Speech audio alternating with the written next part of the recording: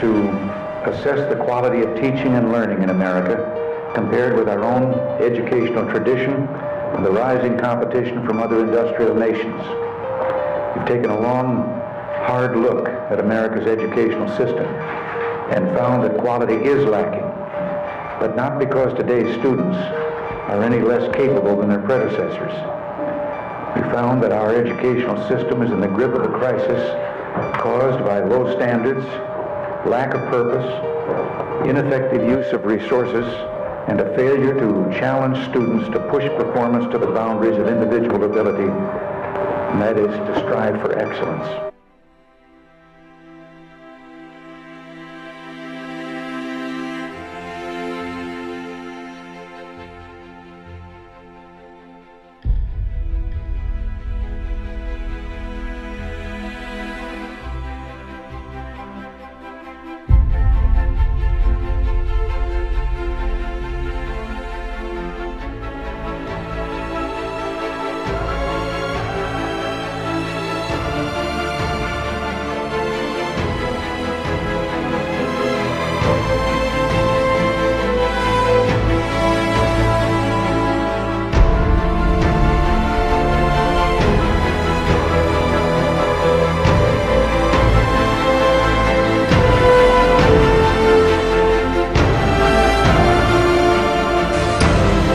Disappointing news about America's education system. According to the latest survey of global education rankings, when it comes to major subjects like math, reading, and science, U.S. teenagers fall way behind their counterparts in both Asia and Europe. Greg Palcott is live in London to tell us a little bit more about these results. Greg, what did you find out?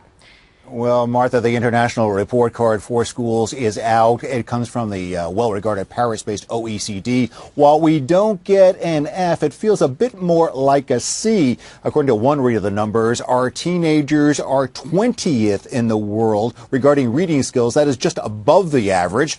As for science skills, it gets worse. We're just below the average. We're at 22nd in the world. And as for math, 28 other countries are ahead of our teenagers. Here's what the education boss for the OECD has to say about our results. At the end of the day, the quality of outcomes, the quality of education can never exceed the quality of teaching, the quality of instruction. That's what's ultimately counting.